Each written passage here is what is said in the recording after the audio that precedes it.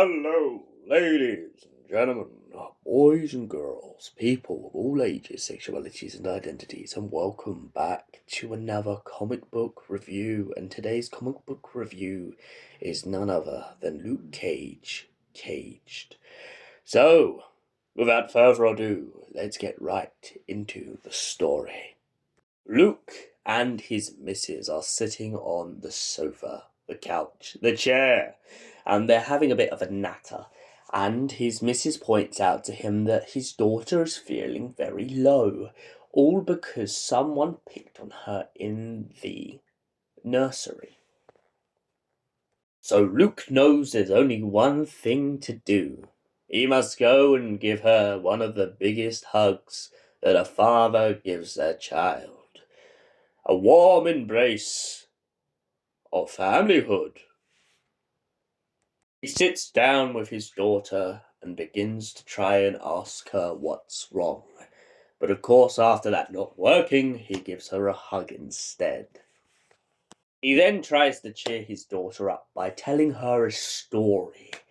Any old story out of his brain box. The story about how him and her Uncle Danny are the greatest heroes in the city, or the fact that he punched Dr. Doom in the face just for a little bit of money. But she's bored of those stories. She's heard them 100 times.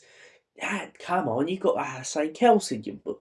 And so, the pair of them come up with a brand new story.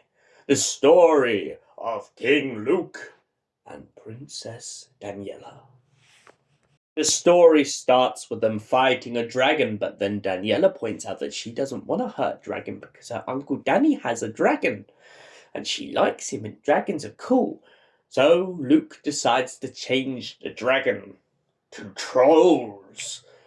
Not just any trolls, a head troll, a sneaky troll, a dangerous troll called Hate.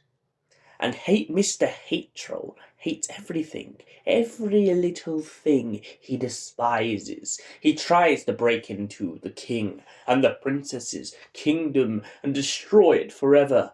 But of course, this will not be done, because on this day, Luke Cage and his daughter will slay the trolls and save their mighty kingdom. But in the process, they get caught up as the king gets frozen in ice. And, of course, when he gets frozen in ice, it leaves poor little princess alone. She can't even hug her father anymore. But, of course, she has another trick up her sleeve. She brings out a half-dragon, half-alligator of a beast, a lion dragon thing, and it slaughters through all the trolls. She uses her hands, which have superpowers, that turn them into snakes and starts biting off the heads of all the trolls. This at first really starts to concern Luke because, who wouldn't be concerned that your kid wants to bite trolls' heads off? But that's besides the point. Back to the story. She then manages to unlock the magic around the dragon/alligator and reveal it to be the beautiful Queen Mother of the kingdom, who has been cursed by this foul troll. But to make matters worse, everything feels hopeless. Even the queen gets frozen. What will the princess do? Well, she decides to bite at this troll with these snake hands and, of course, destroys the foul beast. After destroying him and releasing the princess, they all go to live happily ever after in a kingdom far, far away. So what did I think of this story? Luke Cage, Caged. A story about a father telling his daughter a bedtime story. Well, we all love a good bedtime story, don't we? And the way that this plays out in this comic book is amazing. It's definitely a down-to-earth family story. It's definitely a very relatable story for many of the readers or the audience in general. And it's a story that really plays on the imagination, the way that the pair of them are bickering through it, who's right and who's wrong with telling the story.